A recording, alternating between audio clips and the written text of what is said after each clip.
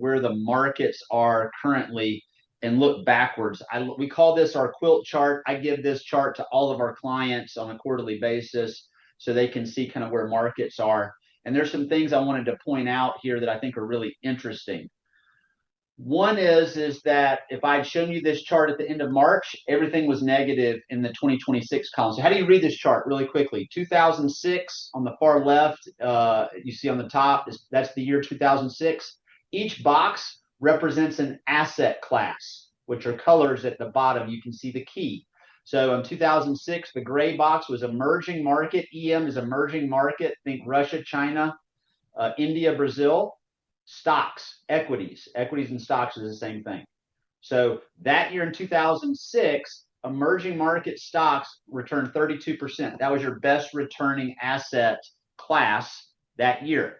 On the bottom was U.S. government bonds, fixed income is bonds at 3%, and then everything in between. The orange box is a 60% stock, 40% bond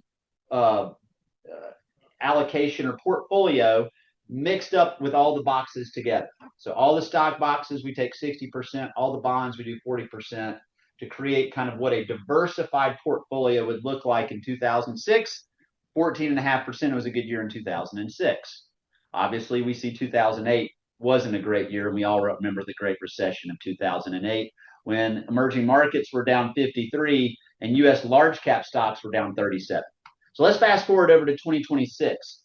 So far this year, commodities are your best return, up 20%. But the reason for that is very obvious. It's the price of oil. We went from $60 to over $100 a barrel. And so the price of oil has gone up. Oil is one of the major commodities in what we call the commodities basket, along with gold and other precious metals. But that has been the place to be so far this year. But right behind it is that gray box again. Emerging market equities up 15. And then small companies at 12, and then there's a huge drop-off between number 3 and number 4. And that's when you see international equities, U.S. large caps. Then you see this diversified portfolio at about 4.2%. Bonds on the bottom. So this has kind of been the experience, but to get here has not been smooth. And as I mentioned, if we did this in March, these numbers would be almost flip-flopped, and you'd see a lot of negative numbers here, not positive. But April, as we talk about the spring rebound, April showers had brought May flowers. April markets were up significantly. S&P up 10. The NASDAQ was up 15 just for the month of April. So that's where that spring rebound title comes from. You can see it here on this chart. This is actually through April the 24th. It went up even higher from here. But as you read this chart, there's a line in the middle. So if you go to the 1 month line on the far left and go down, U.S. all cap, that's the S&P 500 up 9, large cap growth up 11, small cap up 11, emerging markets up 11, monster months for equities. Fixed income bonds did okay. They were up 1%, but nothing like what was going on in the equity market. So when we look year to date, you can see here that we're about 5% in the S&P, mid cap's at 8, small cap is at 12.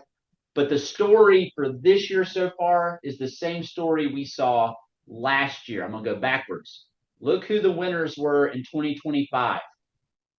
And this story did not get pushed. If you've heard any of my webinars up to this point, starting in the middle of 2024, we started to tell clients and we started to move assets toward international stocks. And the reason why was because the U.S. dollar was depreciating, not appreciating. And when the U.S. dollar goes down, international companies can buy U.S. goods at a cheaper price, and there is a currency benefit. That currency benefit puts the wind at the back of international stocks. We saw those winds of change blowing. We started to move assets that way. And last year, we were a huge benefactor of that move because international stocks did double what U.S. stocks did in 2025.